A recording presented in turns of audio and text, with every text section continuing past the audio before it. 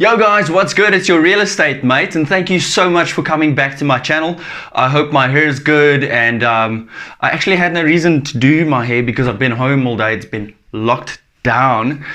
You're obviously here because you saw the topic for today, and that is to lose business absolutely sucks.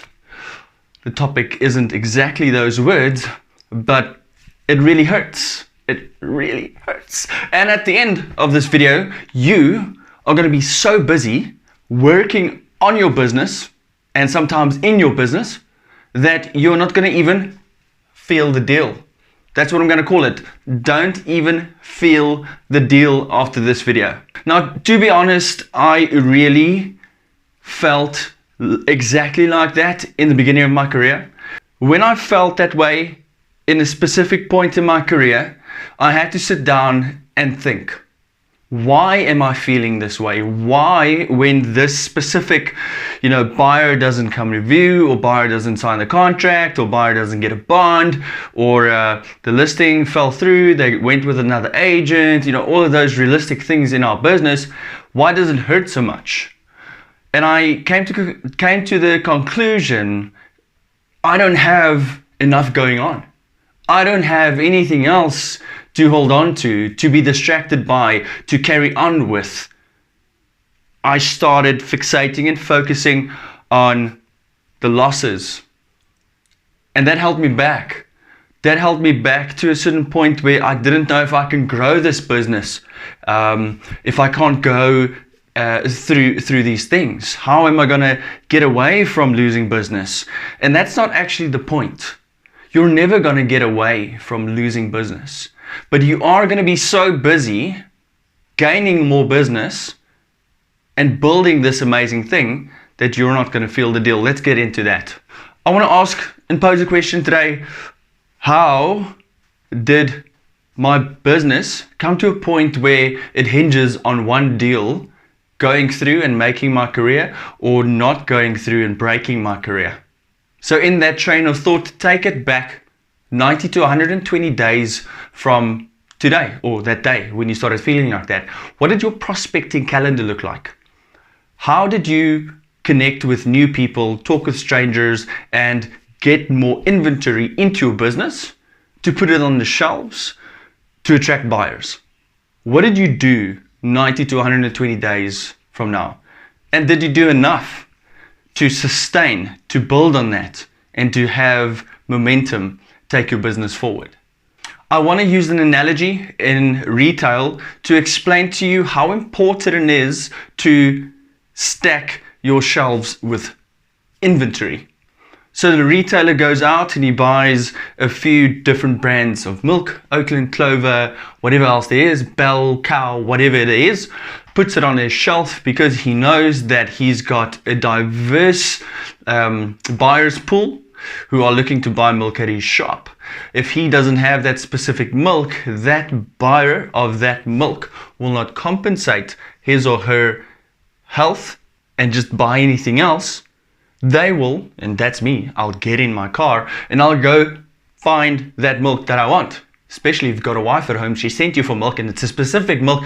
Let me not get carried away. You get the point. The retailer is in control of how his business is going to be operated and how his business is going to remain profitable when he gets inventory onto his shelves. Exactly the same for you guys. This is how you're going to control the growth of your business, to make sure that you've got enough stock to fill your shelves for when a buyer comes in. There's options for him to choose from, and he might just buy whatever fulfills his criteria in your shop. As real estate agents, we need to be focused on prospecting, generating leads, building relationships, and at the end of the day, the result is making some money. You need to adapt a listing agent mentality. So if you've been in the industry for a very long time and you've lost it, or you're new in industry and you still need to get there and you're trying to figure out how this business structure is going to work, adapt a listing, buying, getting, listing, getting in, inventory, a listing agent mentality. As a listing agent, you are completely in control of your business. When you're running with buyers, you have no control over their finances. Can they really qualify? Have they been honest with you? You cannot negotiate their affordability. Where when you are a listing agent getting a listing in at a certain price and the market kind of corrects or takes a slight dip, you can start as a professional having a conversation with your clients and reducing the price, be more market related, and then meeting the buyers where the fair market value is. You're in control of that. You're not in control when you're working with buyers. I don't want to get into that. I need to get to the structure of a listing agent, the day-to-day structure of a listing agent.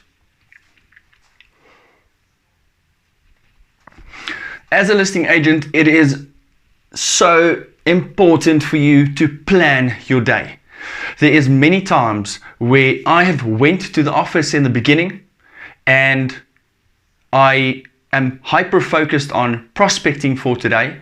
But now when I get to the office, I need to go sit in my chair. I need to go make coffee. There's a few distractions. There's a few questions. Everyone's saying how great their weekend or the evening was.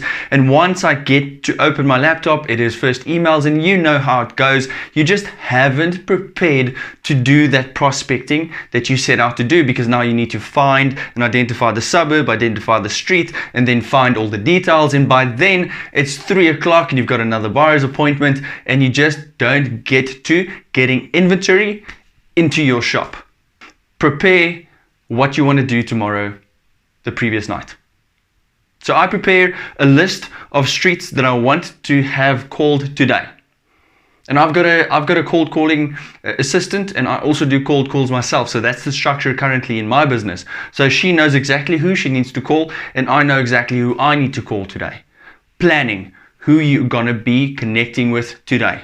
So if you've come this far into this video, I want to encourage you to see in the description our WhatsApp link to a private WhatsApp group where I share information about how I grow my business, how do I prospect, what do I say on different platforms to connect with people, to become an audience, a community with me, and then eventually the lifetime value of that client would get exposed because they've seen me and they want to work with me. So if you want to get in on those details, the nitty gritty, then I would want to encourage you to subscribe and go to the link and get into our group.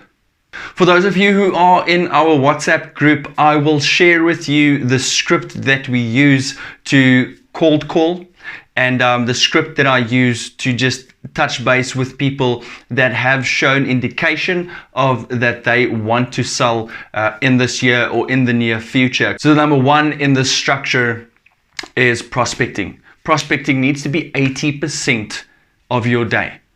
And there's different forms of prospecting. We covered cold calling, and then there's also Facebook, Instagram, WhatsApp, and then all the other functions within those platforms that I use to prospect and get leads from. And I also share that in that private WhatsApp group that I just mentioned to. So link into that because that's going to be very fruitful and valuable to you guys.